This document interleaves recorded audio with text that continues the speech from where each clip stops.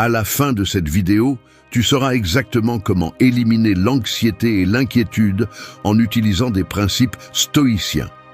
Ce sont 10 secrets que très peu de personnes appliquent, mais qui peuvent transformer complètement ta manière d'affronter le stress et l'incertitude. Imagine Laura, une professionnelle brillante qui vivait prisonnière de l'anxiété. Chaque nuit, elle avait du mal à dormir, repassant dans son esprit les erreurs de la journée et anticipant les problèmes du lendemain. Pendant la journée, ses épaules restaient tendues, sa mâchoire crispée, et elle n'arrivait même pas à savourer une tasse de café en silence. En réunion, son regard se perdait, incapable d'écouter réellement ses collègues pendant que son esprit sautait d'une inquiétude à l'autre. Un jour, sur la recommandation d'un ami, elle a commencé à mettre en place de petites habitudes stoïciennes. Au début, il y a eu de la résistance, des regards sceptiques, des questions gênantes sur son calme soudain. 3 mois plus tard, ses pensées ne la dominaient plus. Désormais, c'est elle qui domine ses pensées. Ses nuits sont paisibles, ses réponses directes. Au bureau, on l'aperçoit différemment, moins réactive, plus assurée. Ses secrets ne sont pas des phrases creuses ni des théories abstraites. Ce sont des outils pratiques, éprouvés au fil des siècles, qui vont t'aider à reprendre le contrôle et à trouver la sérénité, même au cœur du chaos. La plupart des gens ne découvrent jamais le 7e, et c'est souvent celui qui fait toute la différence. Commençons. Secret numéro 1.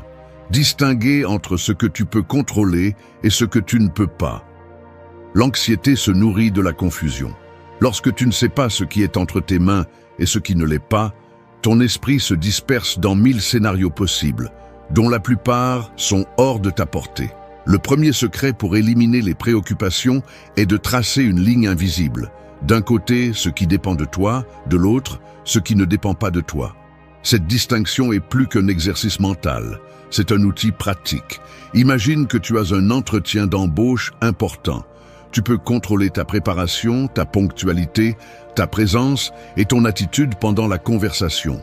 Tu ne peux pas contrôler l'opinion préalable du recruteur, la concurrence, ni les décisions internes de l'entreprise.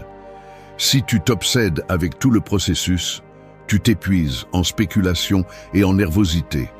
Mais si tu concentres ton énergie uniquement sur ce qui dépend de toi, ta préparation et ton attitude, tu libères une énorme quantité d'espace mental.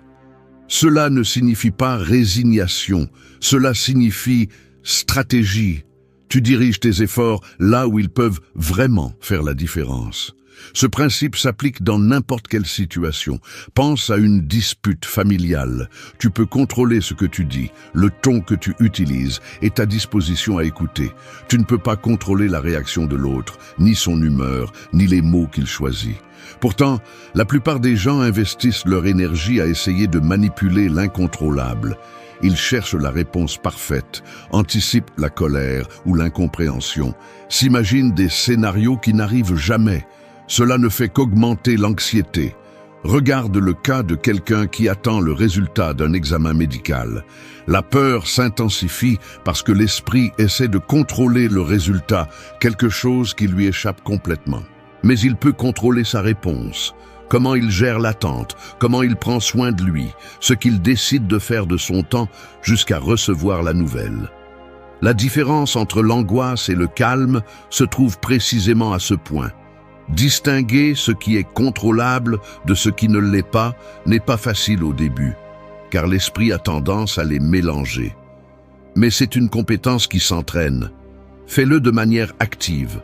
Face à toute préoccupation, écris-la sur une feuille et demande-toi, est-ce que cela dépend de moi? Si la réponse est oui, agis. Si c'est non, lâche prise. Il ne s'agit pas d'indifférence, mais d'intelligence émotionnelle. Le temps et l'énergie que tu économises en arrêtant de te battre contre ce qui ne dépend pas de toi, tu peux les investir dans ce que tu peux véritablement transformer. C'est ainsi que l'anxiété s'affaiblit, avec de la clarté. Quand tu sais où s'arrête ta portée, tu cesses de livrer des batailles perdues d'avance.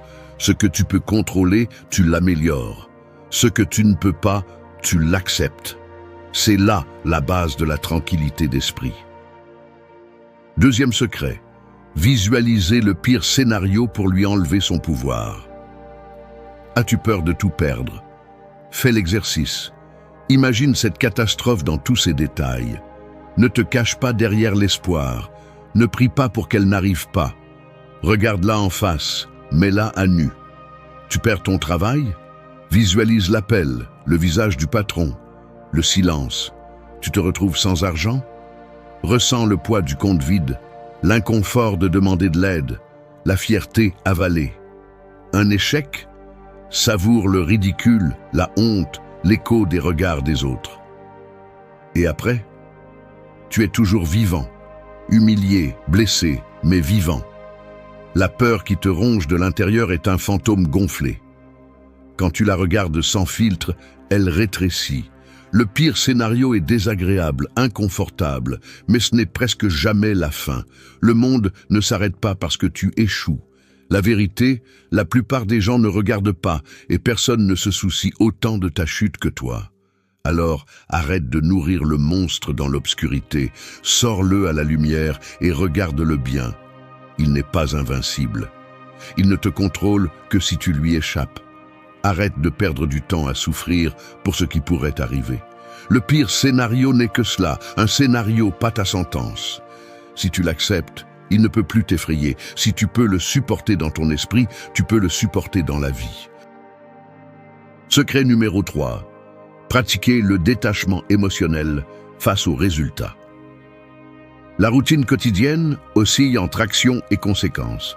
Une décision, une conversation, un effort. Le résultat arrive ensuite. Parfois il est favorable, parfois non. Le corps réagit, le pouls change, l'esprit s'accélère, l'attention se fixe sur ce qu'on ne peut pas contrôler. L'attente devient un fardeau. Le résultat est analysé, jugé, comparé. L'attachement à l'issue génère tension, insatisfaction, inquiétude qui ne disparaît pas. Le détachement émotionnel face au résultat est une pratique d'observation. L'action est réalisée de façon délibérée. Le résultat est accepté tel qu'il est. Il n'y a pas de célébration excessive en cas de succès, pas d'effondrement en cas d'échec. Il s'agit simplement d'enregistrer ce qui se passe. L'attention reste sur le comportement, non sur l'issue. Le travail se trouve dans l'action, non dans la récompense. Dans cet état, l'esprit ne se disperse pas dans des scénarios hypothétiques. Le présent demeure le seul espace d'influence. L'effort se dirige vers ce qui dépend de soi. Le reste est relâché. Le calme apparaît lorsqu'on cesse d'exiger que la réalité corresponde à nos attentes. Le détachement n'est pas de l'indifférence, c'est une discipline pour ne pas se perdre dans ce qui n'est déjà plus sous contrôle. Ainsi, l'anxiété diminue. Ainsi, l'inquiétude perd de sa force. Le résultat cesse d'être une menace ou une promesse. Il est simplement. Et l'on continue d'avancer. Secret numéro 4. Te concentrer sur le présent, pas sur un futur hypothétique. T'est-il déjà arrivé que ton esprit voyage tout seul vers le pire scénario possible? Soudain, tu te retrouves à imaginer des disputes qui n'ont jamais eu lieu, des problèmes qui peut-être n'arriveront jamais, et tu ressens le poids d'un avenir qui n'existe pas encore. C'est épuisant. Vivre dans cet état d'alerte constant te vide, t'enlève de l'énergie et t'empêche de profiter de ce que tu as juste devant toi en ce moment. Tu n'es pas le seul. Nous sommes tous, à un moment ou à un autre, piégés par ce piège mental. Il est facile de se perdre dans le « et si ». Et si je n'obtiens pas ce travail? Et si je perds ce que j'ai? Et si quelque chose se passe mal? Mais combien de fois ces peurs se réalisent-elles vraiment? Combien de vies t'as échappé pendant que ton esprit se préoccupait de menaces qui n'existent que dans ton imagination? Quand tu te concentres sur le présent, quelque chose change. Tu respires. Tu remarques ce que tu as près de toi, ce que tu peux toucher, ce que tu peux faire aujourd'hui. L'anxiété se nourrit de scénarios futurs. La sérénité se construit sur ce que tu peux contrôler maintenant. Tu peux te demander, que se passe-t-il réellement en ce moment? Que puis-je faire avec ce que j'ai maintenant, pas avec ce que j'imagine qui pourrait arriver? Parfois, le présent n'est pas parfait. Il peut y avoir des défis, de l'inconfort, même de la douleur. Mais le futur hypothétique est souvent bien plus effrayant, car il n'a pas de limite. Ton esprit peut tout inventer. Et plus tu passes de temps là-bas, moins tu as la capacité de répondre à ce qui compte vraiment. Il ne s'agit pas d'ignorer ce qui vient, mais de ne pas laisser les possibilités te paralyser. Quand tu reviens au présent, tu reprends le contrôle. Tu peux agir, décider, respirer. À quoi ressemblerait ta journée si tu cessais d'anticiper des problèmes et te consacrais à ce qui est devant toi? Qu'est-ce que tu pourrais découvrir si tu arrêtais de te battre contre des fantômes et te concentrais sur ce qui est tangible? Aujourd'hui, en cet instant, de quoi peux-tu vraiment t'occuper? Cinquième secret, accepter l'impermanence de toute chose. Rien ne demeure, les objets s'usent, les relations changent, les émotions fluctuent. Un jour, la routine se brise, un message inattendu, une nouvelle, une perte, et l'échiquier de la vie se réorganise sans demander la permission. Ce qui semble solide aujourd'hui n'est, demain, qu'un souvenir diffus. La jeunesse, la santé, même la douleur, tout suit le même cycle d'apparition et de disparition. Observer cela, sans fioriture, montre clairement que l'anxiété de vouloir contrôler les résultats est un effort vain. S'accrocher à ce qui est déjà en train de changer ne fait qu'augmenter la souffrance. La nature ne négocie pas. Chaque commencement porte en lui sa propre fin. Vivre sous l'illusion de la permanence crée des attentes rigides. On planifie comme si le monde suivait un scénario personnel. Mais l'incertitude est la seule constante. Certains essaient de résister, luttant contre le cours naturel et finissent épuisés, déçus. D'autres choisissent de s'adapter, suivent les changements, ajustent leurs pas lorsque le terrain devient instable. Le détachement n'est pas de la froideur, c'est une position lucide. Profiter de ce qui est, tant que c'est là, en sachant qu'à tout moment, cela peut disparaître. Ainsi, le souci perd de sa force. Il ne s'agit pas de se résigner, mais de comprendre la dynamique réelle de l'existence. Accepter l'impermanence, c'est regarder en face la fragilité de toute chose. Rien ne s'arrête. Le soulagement vient lorsqu'on lâche le besoin que tout dure. Ce qui est aujourd'hui ne sera pas demain. Le calme naît de cette acceptation. Secret 6. Utiliser la raison pour remettre en question les pensées anxieuses. L'anxiété se manifeste souvent comme une voix insistante dans l'esprit, répétant sans relâche des menaces, des scénarios catastrophiques et des doutes. Dans cet état, l'émotion domine et la logique se retire. Mais il existe un outil capable de rétablir l'équilibre, la raison. Utiliser la raison pour remettre en question les pensées anxieuses n'est pas un simple exercice intellectuel, mais une méthode concrète pour désamorcer la machinerie intérieure qui alimente la peur. La première étape consiste à identifier la pensée qui génère l'inquiétude. Par exemple, l'idée que quelque chose de mauvais va arriver ou je ne serai pas capable de résoudre ce problème. Une fois isolée, elle est examinée à l'aide de questions directes. Quelle preuve ai-je que cela va se produire? Est-ce déjà arrivé auparavant? Si c'est arrivé, est-ce que c'était aussi grave que je l'imaginais?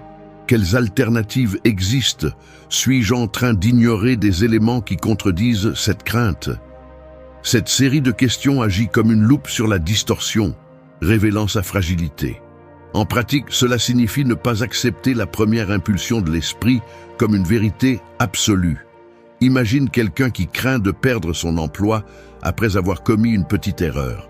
Son esprit projette un avenir fait d'échecs et de ruines. Mais, en analysant la situation de manière rationnelle, il découvre qu'il n'a jamais été licencié pour des erreurs similaires, que l'entreprise dispose de protocoles pour corriger les problèmes et que d'autres collègues ont commis des fautes sans conséquences graves. La peur perd de sa force lorsqu'elle est exposée à la lumière des faits. Il ne s'agit pas de forcer l'optimisme ni de nier les risques réels, mais de distinguer entre ce qui est possible et ce qui est probable, entre la peur et la réalité. La raison n'élimine pas automatiquement l'anxiété, mais en réduit l'intensité et permet de prendre des décisions plus équilibrées. Ainsi, l'esprit cesse d'être l'otage de ses propres fantasmes et retrouve le contrôle. Cette technique demande de la pratique. L'esprit anxieux est habile à déguiser des suppositions en certitudes, à exagérer les menaces et à minimiser les ressources. C'est pourquoi il est nécessaire de revenir encore et encore à l'interrogation rationnelle. Ce que je pense, est-ce un fait ou une interprétation? Suis-je en train d'exagérer la probabilité d'une issue négative? Que puis-je réellement faire, ici et maintenant? À mesure que cette habitude se renforce, l'anxiété perd sa capacité à dicter le cours des pensées. La peur cesse d'être un tyran invisible et devient un adversaire identifiable, auquel on peut répondre par des arguments, et non seulement par l'évitement ou la résignation. Utiliser la raison pour remettre en question les pensées anxieuses est une discipline quotidienne. Elle ne promet pas la disparition totale de la peur, mais offre la possibilité de vivre avec plus de clarté, sans succomber à chaque alarme intérieure. Le calme naît non pas de l'ignorance des problèmes, mais du fait de les affronter avec la lucidité qu'apporte une analyse honnête et détachée. Septième secret, se rappeler que ce sont tes jugements qui créent la souffrance, pas les faits. Si quelque chose d'extérieur te fait souffrir, la douleur ne vient pas de la chose elle-même, mais de ton jugement à son sujet. Et tu peux effacer ce jugement à l'instant même. Marc Aurèle a laissé cet avertissement comme un rappel à ceux qui cherchent la paix intérieure au milieu du chaos extérieur. La plupart du temps, ce n'est pas l'événement en soi qui nous brise, mais l'interprétation que nous en faisons. L'esprit humain a l'habitude d'ajouter des couches de signification, d'anticiper des catastrophes, de construire des récits où les faits ne sont que le point de départ et où la souffrance se multiplie dans l'interprétation. Un message sans réponse, un regard de désapprobation, un échec inattendu. Le fait est neutre, mais le jugement que nous portons sur lui l'imprègne d'anxiété, de peur, d'angoisse. Observe avec honnêteté combien de fois t'es-tu senti prisonnier de pensées qui tournent en boucle, alimentées par des suppositions et des peurs qui ne se matérialisent jamais. Dans ces moments-là, ce qui te blesse, ce n'est pas la situation, mais l'histoire que tu racontes à son sujet. Le jugement transforme une petite gêne en blessure, une incertitude en menace, une perte en abîme. La souffrance grandit à mesure que tu insistes à interpréter, à qualifier, à ressasser ce qui aurait pu être ou ce que tu crains qui advienne. L'antidote consiste à suspendre le jugement, à regarder les faits à nu, sans ornement ni condamnation. Il ne s'agit pas de nier ce qui arrive, ni de feindre l'indifférence. Il s'agit de reconnaître que le pouvoir de te blesser réside davantage dans ton esprit que dans le monde. À chaque instant, tu peux choisir d'examiner ta réaction et de te demander « Est-ce un fait ou mon opinion sur le fait? Est-ce que je vois ce qui est ou ce que je crains que ce soit ?» Pratiquer ce discernement n'est pas facile. Mais chaque fois que tu parviens à séparer le fait de l'interprétation, tu récupères une part de ta liberté intérieure. Tu cesses d'être l'otage de tes pensées et tu deviens leur témoin. L'anxiété perd de sa force parce que tu n'alimentes plus le feu avec des jugements inutiles. L'inquiétude se dissout quand tu comprends que la plupart de tes tempêtes naissent à l'intérieur, pas à l'extérieur. Rappelle-toi, la douleur peut être inévitable, mais la souffrance est optionnelle. Et la clé pour l'arrêter réside dans ta capacité à juger moins et à accepter davantage. Secret numéro 8. Limiter ton exposition aux stimuli inutiles. L'esprit humain n'est pas conçu pour traiter le flux constant d'informations, d'images et de sons qui nous entourent aujourd'hui. Chaque notification, chaque message, chaque fragment de contenu que tu consommes laisse une trace, aussi minime soit-elle. Le problème n'est pas seulement l'excès, mais aussi la qualité et la pertinence de ce que nous laissons entrer. Lorsque tu t'exposes sans filtre aux réseaux sociaux, aux actualités alarmistes, aux conversations banales, ton attention se fragmente et ton énergie mentale se disperse. C'est comme essayer de retenir de l'eau dans une passoire. Tu as beau faire des efforts, le calme s'échappe. Imagine que chaque stimulus est comme une goutte tombant dans un verre. Quelques gouttes ne changent rien, mais si le flux est constant, le verre déborde. Il en est ainsi de l'anxiété. Elle ne provient pas uniquement de grands problèmes, mais de l'accumulation silencieuse de petites distractions, d'interruptions et de sollicitations sans importance. Le résultat, un esprit saturé, incapable de distinguer l'essentiel du superflu. C'est pourquoi limiter l'exposition n'est pas un acte de fuite, mais de protection et de clarté. Prends l'exemple de quelqu'un qui commence sa journée en consultant son téléphone au lit. 10 minutes de gros titres négatifs, de messages sans importance et de vidéos virales. Avant même de sortir de la chambre, son esprit est déjà colonisé par des inquiétudes étrangères, des comparaisons vides et un sentiment d'urgence artificielle. Puis, tout au long de la journée, chaque pause est remplie de nouveaux stimuli. Podcast pendant le petit déjeuner, notifications pendant le travail, mise à jour pendant les trajets. À la fin de la journée, la fatigue mentale est inévitable, mais la cause n'est pas toujours reconnue. Ce n'était pas le travail, c'était le bruit constant. Limiter l'exposition signifie choisir ce que tu laisses entrer. Il ne s'agit pas de se déconnecter de tout, mais de filtrer avec discernement. Demande-toi avant de consommer. Est-ce que cela m'apporte quelque chose ou cela prend-il simplement de la place?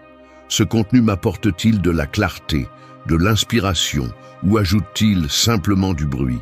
L'exercice peut sembler anodin, mais il est radicalement transformateur. En réduisant le flux de stimuli inutiles, tu reprends le contrôle de ton attention et tu rétablis ton énergie mentale. La pratique peut commencer par des gestes simples. Mets en sourdine les notifications qui ne nécessitent pas de réponse immédiate. Prends des moments sans écran dans la journée, ne serait-ce que pour de courts instants. Supprime les sources d'informations redondantes. Apprends à tolérer le silence et le vide au lieu de vouloir les remplir compulsivement. Tu remarqueras que l'anxiété diminue, non parce que les problèmes disparaissent, mais parce que ton esprit retrouve l'espace pour traiter, décider et répondre au lieu de simplement réagir. La différence est tangible. Moins de stimuli, plus de présence, moins de dispersion, plus de profondeur. Ce n'est pas de l'isolement, c'est un choix conscient. De la même façon que tu fais attention à ce que tu manges pour nourrir ton corps, veille à ce que tu consommes mentalement pour préserver ta paix. Limiter ton exposition à l'inutile n'est pas un renoncement, c'est une affirmation de ce qui compte vraiment. Le calme ne se trouve pas en cherchant plus, mais en choisissant mieux. Secret numéro 9. Transformer chaque obstacle en une opportunité de croissance. Faire face aux obstacles n'est pas un choix. C'est une partie de la vie. Parfois, les choses ne se passent pas comme tu l'avais prévu. Le travail se complique, une relation se termine, un projet échoue. Tu ressens cette pression dans la poitrine, l'esprit s'emballe, les doutes apparaissent. Pourquoi moi? Qu'ai-je fait de mal? Comment continuer après ça? Derrière chaque question se cache une opportunité. Non pas pour éviter la douleur ou faire comme si de rien n'était, mais pour regarder en face ce qui te freine. Qu'est-ce que cet obstacle est en train de t'enseigner? Parfois, la croissance ne se manifeste pas sous la forme d'un succès immédiat, mais à travers la résistance, la patience et l'apprentissage. Quand tout va bien, il n'y a aucune raison de changer. Mais quand la vie te met à l'épreuve, c'est là que la véritable opportunité de te transformer apparaît. Pense aux fois où quelque chose s'est mal passé et avec le temps, tu t'es rendu compte que c'était une leçon. Peut-être as-tu perdu un emploi et découvert une vocation différente. Peut-être qu'une déception t'a appris à poser des limites. Il est facile de comprendre cela avec du recul, mais lorsque tu es au cœur de la tempête, il est difficile de le voir clairement.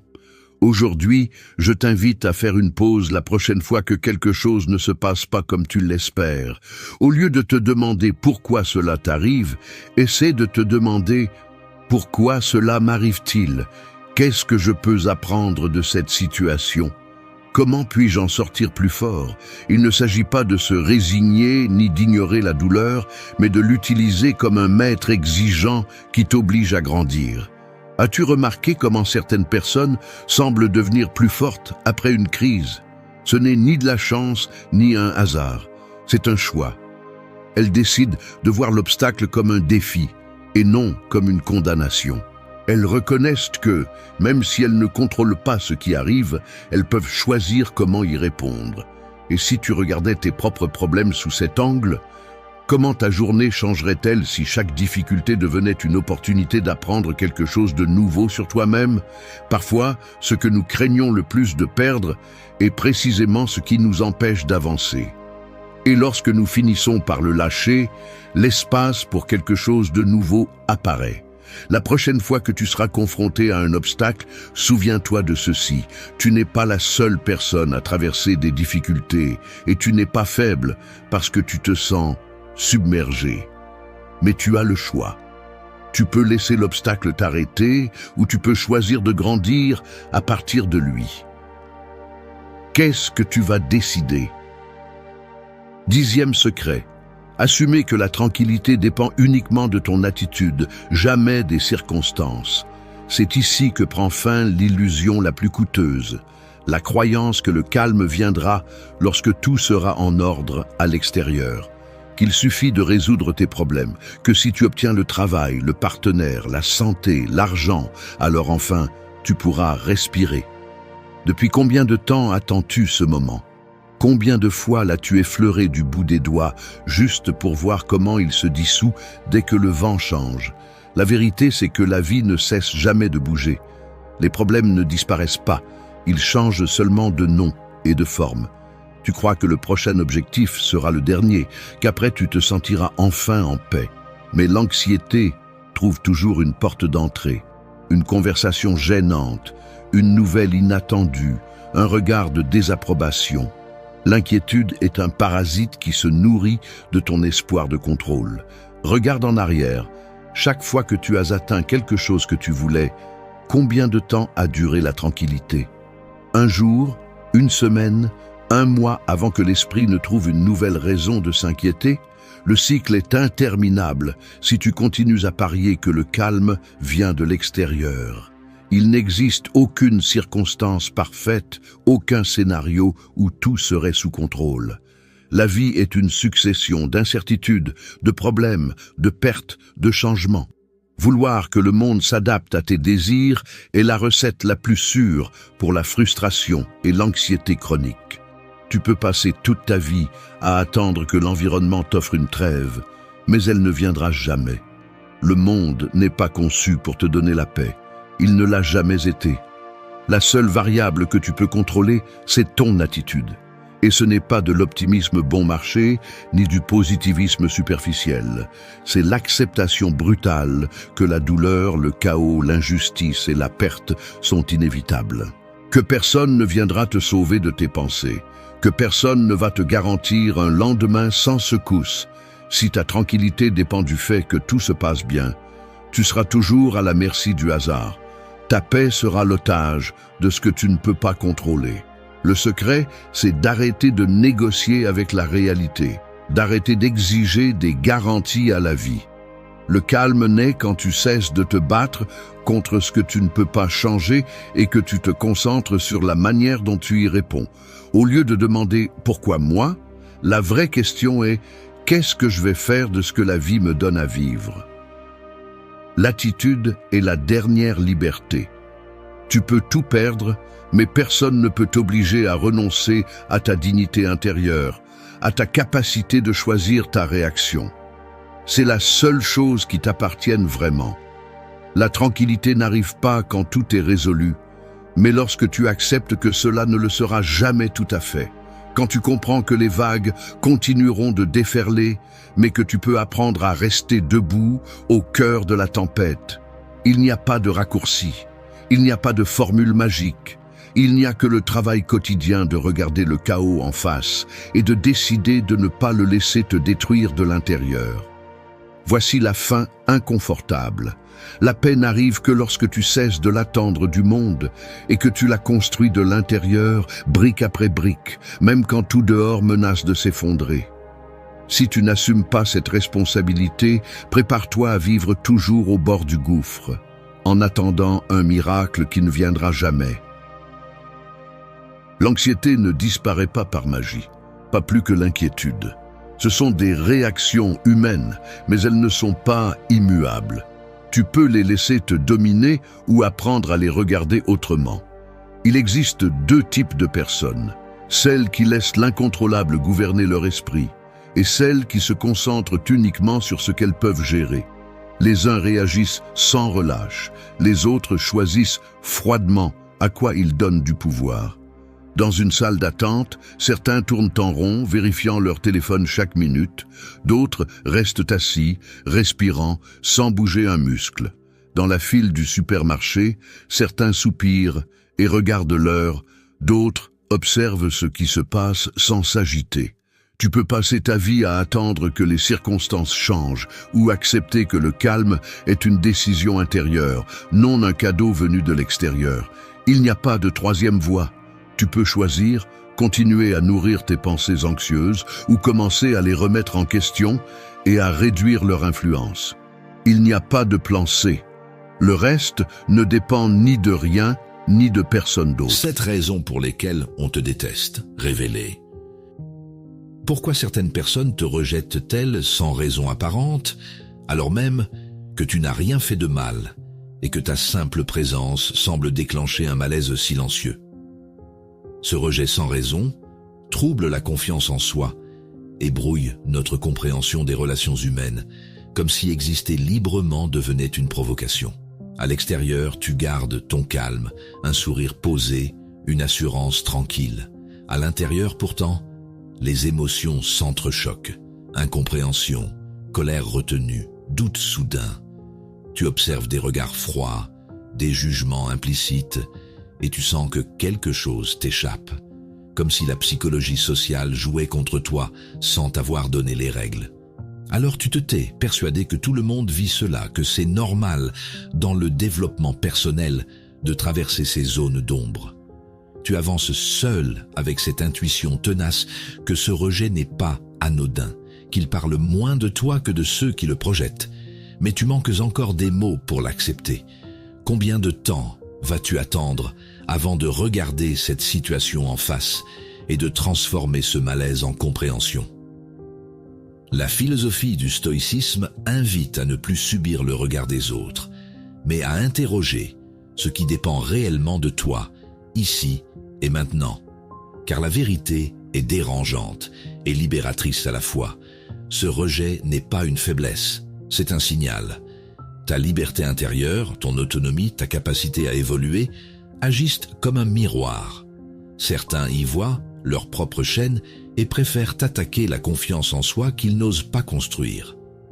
Épictète disait que ce ne sont pas les choses qui troublent les hommes, mais le jugement qu'ils portent sur les choses. Sur le stoïcisme révélé, nous explorons ces enseignements pour t'aider à comprendre les mécanismes du rejet, à les replacer dans une sagesse ancienne et à reprendre le pouvoir sur tes réactions. Si ce que tu entends résonne en toi, abonne-toi à notre chaîne Le Stoïcisme Révélé. Laisse-nous un like sous cette vidéo. Partage ton expérience en commentaire et fais circuler cette réflexion autour de toi, car comprendre ces raisons est souvent le premier pas vers une liberté intérieure plus solide et plus sereine. Observons la première leçon, le rejet sans raison comme miroir intérieur. Il y a des moments où tu ressens un rejet sans raison, comme si ton simple être dérangeait.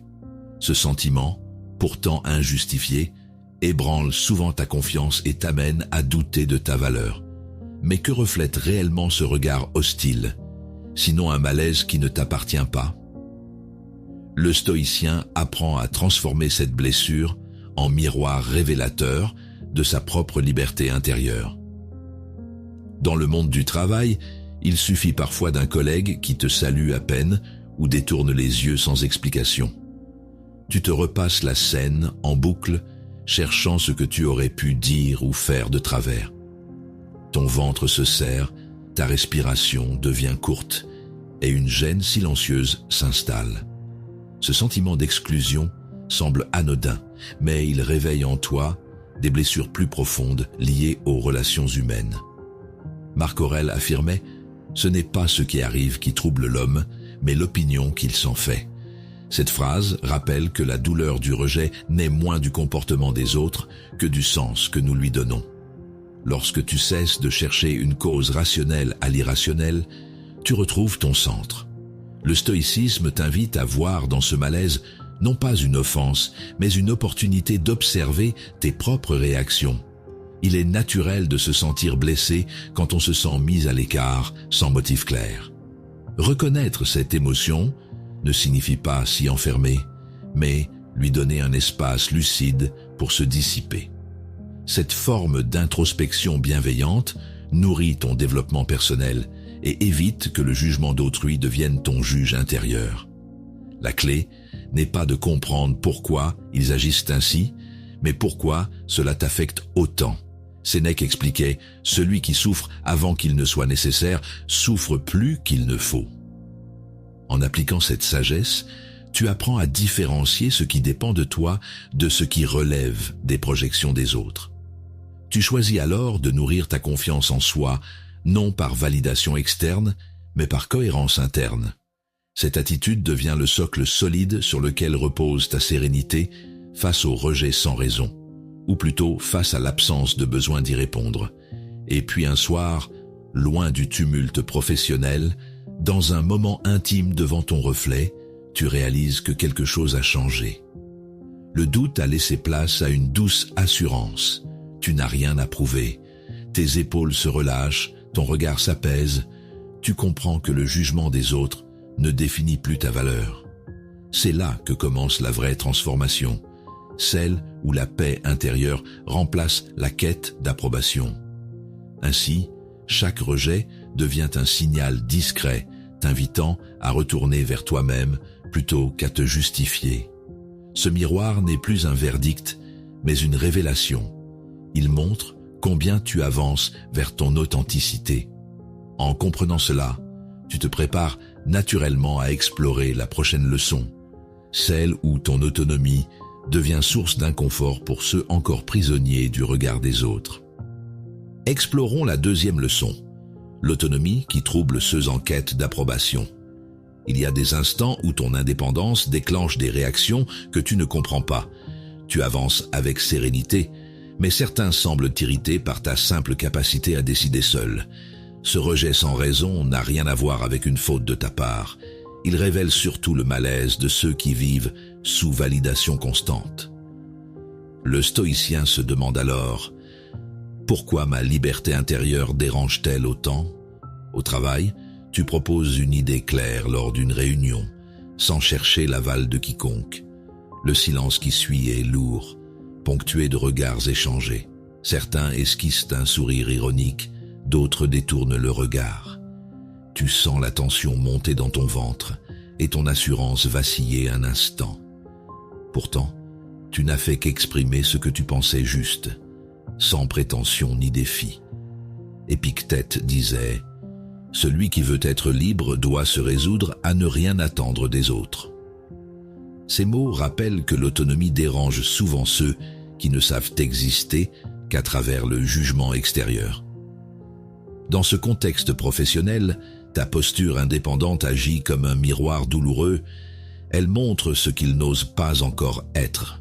Le stoïcisme enseigne ici que la réaction des autres n'est pas une menace, mais la preuve silencieuse de ta cohérence intérieure. Il est naturel de se sentir déstabilisé face à ces tensions invisibles. Ton esprit cherche à comprendre pourquoi ta clarté provoque leur distance ou leur critique voilée. En réalité, cette émotion n'a rien d'un échec. Elle marque simplement la friction entre deux manières d'exister, celle du contrôle et celle de la liberté. Reconnaître cela t'aide à transformer la blessure en lucidité. Sénèque affirmait « Nul ne peut être maître des autres s'il ne s'est d'abord rendu maître de lui-même ». Cette phrase éclaire la voie pratique. Plutôt que de quémander l'approbation, cultive cette confiance en soi, qui naît du discernement et non du regard d'autrui. Accepter ton indépendance comme un état naturel te libère du besoin de plaire ou d'être validé. C'est là que commence une paix durable, une forme d'assurance tranquille qui rayonne sans arrogance. Et puis vient le moment familial où tu refuses poliment un conseil imposé, préférant suivre ton propre rythme. L'atmosphère se tend brièvement avant qu'un sourire sincère n'émerge. Ils finissent par comprendre que ton choix ne les rejette pas, il t'appartient simplement. Ce jour-là, tu ressens une fierté calme, celle de rester fidèle à toi-même sans agresser personne. Ta sérénité devient contagieuse et transforme la relation autour de toi. Ainsi se révèle la véritable autonomie, non comme une armure froide, mais comme une force douce enracinée dans la cohérence personnelle. En cessant de vivre sous validation constante, tu inspires malgré toi ceux qui t'observent encore depuis leur chaîne invisible. Cette étape franchie prépare naturellement la suivante, celle où grandir devient parfois perçu comme une offense par ceux qui refusent d'évoluer eux-mêmes. Revisitons la troisième leçon. Grandir devient une offense pour ceux qui stagnent. Il arrive que ta simple évolution paraisse provoquer un rejet sans raison, comme si ton progrès mettait en danger ceux qui refusent de bouger. Tu avances, tu t'élèves, et soudain, certains s'éloignent ou critiquent ton changement silencieux. La psychologie sociale révèle que ce n'est pas ton amélioration qu'ils rejettent, mais le reflet de leur propre immobilité. Le stoïcien se demande alors: comment continuer à grandir sans se laisser freiner par l'inconfort des autres? Dans un cercle d'amis, tu annonces que tu as décidé de te lever plus tôt pour méditer ou arrêter certaines habitudes nocives. Tu pensais partager une bonne nouvelle, mais les regards changent. Moqueries légères, soupirs discrets, plaisanteries piquantes. Ton estomac se serre, une gêne te traverse. Tu sens que ton effort sincère dérange l'équilibre tacite du groupe. C'est exactement ce moment où les relations humaines révèlent leur fragilité face au changement. Marc Aurèle enseignait « L'homme doit se redresser lui-même chaque jour comme on redresse une flèche qui s'incline ». Ces mots rappellent que la constance dans la croissance n'est pas une provocation, mais un devoir envers soi-même. Les réactions hostiles des autres parlent moins de toi que du contraste entre ta progression et leur inertie. Le stoïcisme t'invite à rester droit sans arrogance, à poursuivre ta voie sans besoin d'être compris. Tu as le droit de ressentir de la tristesse ou de l'agacement quand ton évolution crée de la distance avec certains proches. Cette émotion n'est pas une faute, elle témoigne simplement du lien que tu avais avec eux avant cette transformation. Reconnaître cette peine sans te juger t'aide à ne pas confondre attachement et dépendance émotionnelle. C'est là un passage essentiel du développement personnel. Accepter que grandir implique parfois de laisser derrière soi des liens figés. Épictète expliquait « Ne demande pas que les choses arrivent comme tu le veux, mais veux-les telles qu'elles arrivent, et tu seras heureux. » Cette sagesse t'invite à accueillir la perte apparente comme partie intégrante du chemin vers la liberté intérieure. En cessant d'attendre leur approbation, tu redeviens maître de ton énergie et de ta direction.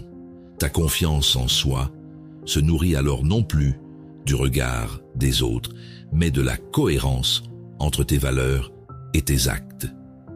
Quelques semaines plus tard, dans un cadre professionnel cette fois, on te confie un projet exigeant parce que ton attitude positive inspire confiance. Ceux qui doutaient hier observent désormais ton calme avec curiosité plutôt qu'hostilité. Ton évolution personnelle rayonne naturellement dans ce nouvel environnement sans même chercher à convaincre. Là où ils voyaient autrefois une menace, ils découvrent aujourd'hui une ressource. Ainsi, grandir cesse d'être perçu comme une offense dès lors que tu assumes pleinement ce mouvement intérieur. Tu comprends que chacun avance selon son rythme et que ton rôle n'est pas de prouver quoi que ce soit, mais simplement d'être vrai. Cette sérénité prépare la prochaine étape, celle où ton authenticité viendra doucement dévoiler les masques sociaux autour de toi, sans jugement ni colère, seulement avec lucidité et paix intérieure. Posons un regard neuf sur la 4e leçon. L'authenticité dévoile le masque social. Être vrai dérange plus qu'on ne le pense. Quand tu choisis de ne plus jouer de rôle, certains y voient une menace, comme si ta sincérité leur rappelait leur propre compromis. Ce rejet sans raison semble injuste, mais il parle surtout de leur difficulté à supporter la clarté d'un être aligné. Le stoïcien s'interroge alors: comment rester soi-même dans un monde qui préfère les apparences à la vérité intérieure? Dans un cercle d'amis, tu décides enfin de dire ce que tu ressens au lieu d'acquiescer par habitude. Le silence s'installe, un rire nerveux éclate, puis quelqu'un détourne la conversation. Tu sens ton cœur battre plus fort et une chaleur monter dans ta poitrine. Cette simple honnêteté paraît avoir fissuré quelque chose d'invisible. Ces instants montrent combien les liens humains reposent souvent sur des conventions fragiles. Marc Aurèle enseignait: celui qui vit en accord avec lui-même vit en accord avec l'univers. Ces mots rappellent que ton authenticité n'est pas une provocation, mais une harmonie retrouvée. Elle révèle cependant, chez certains, une tension entre leur façade sociale et leur vérité intime. Le stoïcisme t'invite ici à ne pas t'en excuser. La lumière d'une personne sincère peut aveugler ceux qui vivent encore dans l'ombre du paraître. Tu as le droit de ressentir de la gêne ou même de la culpabilité après avoir osé être vrai. Cette émotion traduit simplement ton besoin profond d'appartenance face à un environnement qui valorise le conformisme. Mais l'honnêteté authentique n'est pas une arme. C'est un miroir bienveillant. Elle met en relief les dissonances sans juger. Reconnaître cela apaise ta peur d'être trop différent. Sénèque disait: c'est en se maîtrisant soi-même qu'on devient invincible.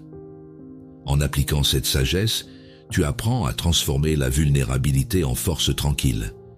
La confiance en soi grandit non pas dans l'approbation mais dans la cohérence entre ton discours et tes actes. En cultivant cette transparence intérieure, tu retrouves peu à peu ta liberté intérieure, celle qui ne dépend plus du regard des autres.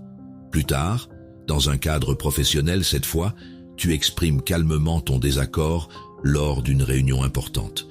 Là où tu craignais des tensions, tu découvres au contraire un respect nouveau dans les regards. Ton authenticité inspire sans brusquer. Elle prouve qu'on peut être vrai sans être agressif. Tu comprends alors que la sincérité, bien canalisée, devient contagieuse et constructive. Ainsi se révèle la puissance tranquille de l'authenticité. Elle n'a pas besoin de convaincre pour rayonner. En cessant de porter des masques sociaux, tu permets aux autres de déposer les leurs à leur rythme. Cette clarté intérieure t'allège et te prépare naturellement à aborder la prochaine étape, celle où poser des limites deviendra le prolongement naturel de ton intégrité retrouvée. Accordons notre attention à la 5e leçon. Poser une limite brise les jeux de contrôle. Il arrive un moment où dire non devient un acte de dignité plutôt qu'un affront. Refuser de tout accepter, c'est retrouver une forme de liberté intérieure que d'autres confondent avec de la froideur. Ce rejet sans raison naît souvent lorsque tu cesses d'être disponible pour les attentes déraisonnables. Le stoïcien s'interroge alors: comment poser des limites sans se fermer aux liens humains? Dans un commerce, un ami t'appelle pour te demander encore un service de dernière minute, comme si ta disponibilité lui était acquise. Tu hésites, ton ventre se serre. Tu sens le poids invisible de la culpabilité qu'il projette sur toi. Lorsque tu déclines calmement, son ton change, sec et distant. il te reproche d'avoir changé. Ce malaise familier illustre à quel point certaines relations humaines reposent sur des dynamiques de contrôle plus que sur l'équilibre. Sénèque affirmait « Celui qui ne sait pas se refuser à autrui devient esclave du premier venu ». Cette phrase éclaire la nécessité du discernement dans les échanges humains. En cédant par peur du conflit, tu nourris une dépendance silencieuse qui t'éloigne de ta paix intérieure. Le stoïcisme enseigne ici que la bienveillance n'exclut pas la fermeté, elle en est même la condition. Tu as le droit de ressentir cette tension intérieure quand tu poses une limite nouvelle. Ce trouble ne signifie pas que tu es égoïste, mais qu'une ancienne habitude meurt doucement en toi. Reconnaître cette émotion sans t'y perdre te permet d'accueillir ton inconfort comme un signe de croissance personnelle. C'est là que commence le véritable développement personnel, apprendre à dire oui sans se trahir. Marc Aurèle enseignait « La tranquillité vient lorsque l'on cesse de chercher ce qui ne dépend pas de soi ». Ces mots te rappellent que préserver ton énergie n'est pas fuir autrui, mais honorer ta cohérence intérieure. Chaque refus juste renforce ta confiance en soi et rétablit l'équilibre dans tes liens.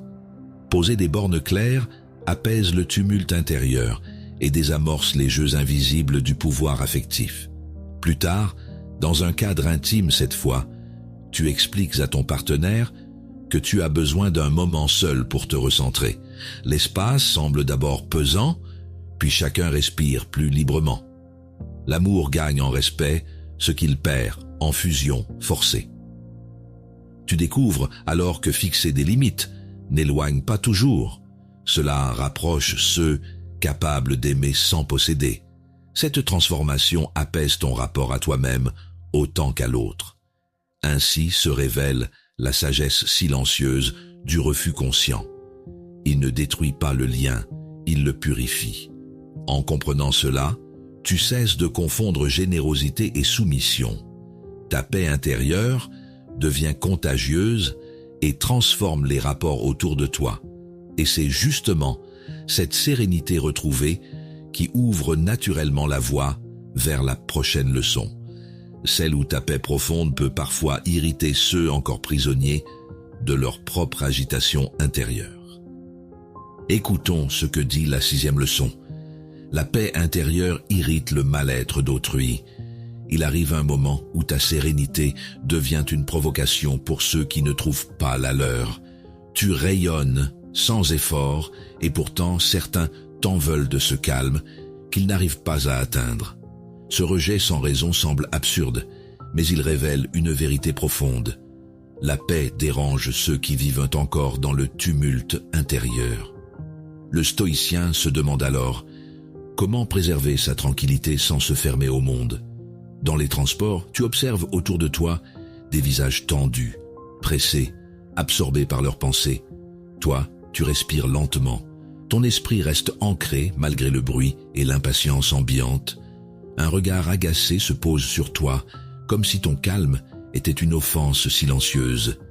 Tu sens ce léger malaise monter en toi. Cette incompréhension entre ton apaisement et leur agitation. Épictète disait « Celui qui s'irrite contre les choses extérieures oublie qu'elles ne dépendent pas de lui. » Ces mots rappellent que ta tranquillité n'est pas un privilège, mais un choix répété face à l'incontrôlable.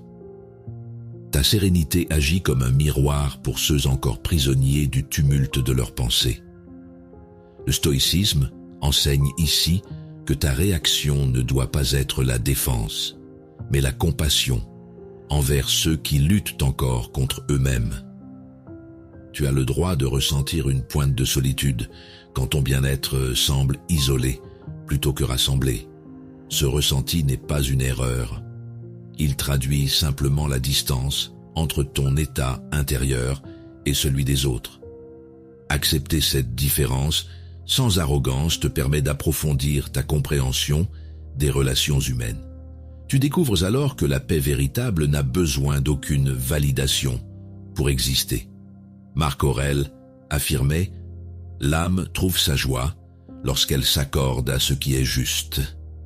Cette sagesse t'invite à cultiver ta liberté intérieure, même lorsque ton calme suscite l'incompréhension. Plutôt que de réagir à l'irritation d'autrui, tu choisis d'incarner une stabilité contagieuse. C'est ainsi que se renforce ta confiance en soi, non par résistance, mais par cohérence tranquille avec tes valeurs. Et puis, vient un moment en famille où quelqu'un te reproche doucement d'être trop détaché. Au lieu de te justifier, tu souris et réponds avec bienveillance. Tu expliques simplement que ta paix n'exclut pas l'amour, elle le rend plus doux. L'atmosphère s'apaise lentement. On comprend enfin que ton silence n'est pas du désintérêt, mais une autre forme d'attention. Cette transformation apaise aussi les cœurs autour de toi. Ainsi se révèle la dernière étape avant la libération totale. Apprendre à ne plus s'excuser d'aller bien quand d'autres peinent encore à trouver leur équilibre. En comprenant cela, tu honores ton parcours sans écraser celui des autres. Ta sérénité devient un phare discret plutôt qu'un mur invisible. Et c'est justement cette lumière paisible qui prépare naturellement la prochaine leçon, celle où ta liberté intérieure s'affirmera pleinement comme un droit inaliénable plutôt qu'une faute à corriger. Choisissons d'honorer la 7e leçon. Ta liberté intérieure n'est pas une faute. Il y a des moments où ton simple équilibre semble provoquer un rejet sans raison, comme si ta paix menaçait ceux qui ne parviennent pas à apaiser la leur. Tu ressens alors ce paradoxe. Être bien devient suspect, être serein devient irritant. Cette réaction d'autrui ne parle pourtant pas de toi, mais du reflet qu'ils perçoivent en ta présence. Le stoïcien se demande comment continuer à vivre libre sans se laisser troubler par le jugement des autres.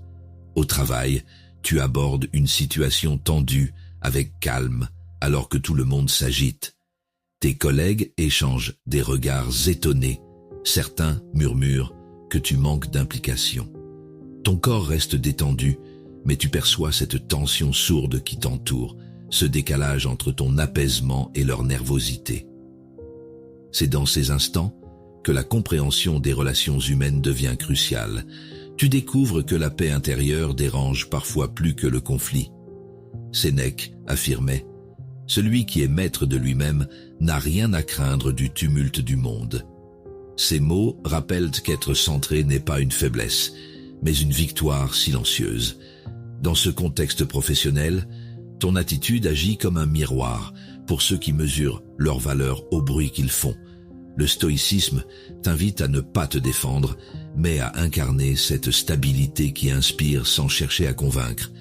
Tu as le droit de ressentir une certaine solitude face à ces incompréhensions répétées. Ce sentiment ne signifie pas que tu es froid ou distant, mais qu'il existe un écart entre ton apaisement et leurs attentes émotionnelles. En reconnaissant cette différence sans t'en excuser, tu renforces ton ancrage intérieur. C'est là une étape essentielle du développement personnel, accepter d'être apaisé même quand le monde préfère l'agitation. Marc Aurèle enseignait « La liberté consiste à vouloir que les choses arrivent comme elles arrivent ».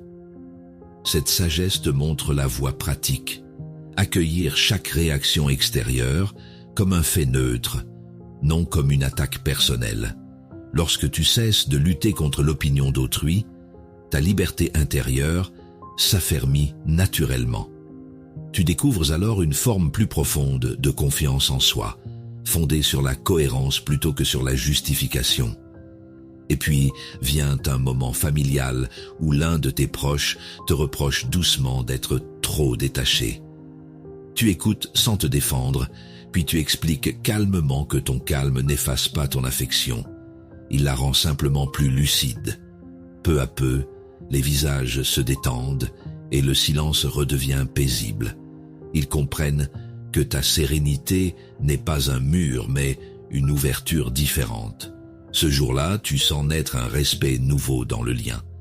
Ainsi se clôt cette dernière étape de ton apprentissage stoïcien. Comprendre que ta paix n'a jamais été une provocation, mais une offrande silencieuse au monde.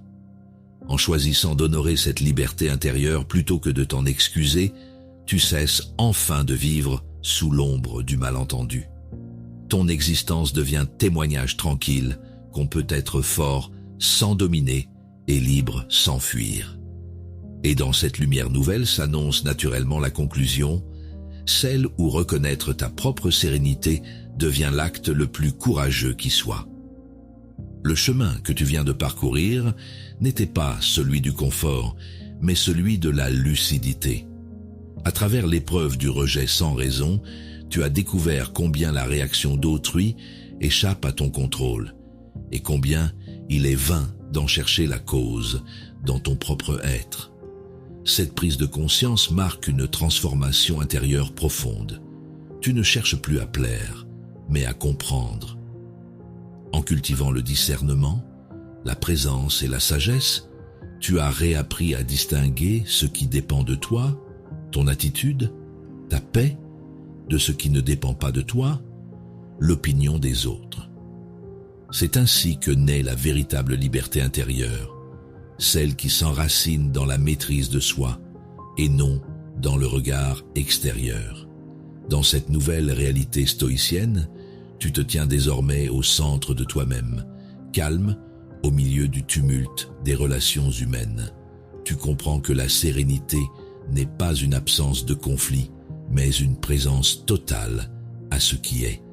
Marc Aurèle écrivait « Ce qui trouble ta vie, ce n'est pas ce qui t'arrive, mais l'opinion que tu t'en fais. » Ces mots résonnent comme un rappel constant. Les jugements d'autrui ne sont que des reflets passagers, incapables d'altérer ton essence. Le stoïcisme, allié à la psychologie sociale, t'a offert une sagesse pratique, demeurer paisible face aux projections et cultiver cette force tranquille qu'est la confiance en soi. Sur cette voie exigeante mais lumineuse, nous marchons ensemble. La chaîne Le Stoïcisme Révélé n'est pas un simple espace de contenu. C'est une école vivante où chaque abonné choisit d'incarner la vertu plutôt que de consommer des idées. Laisser un like, un commentaire ou partager cette vidéo devient alors un acte de bienveillance communautaire, une manière d'honorer le lien entre ceux qui cherchent sincèrement à comprendre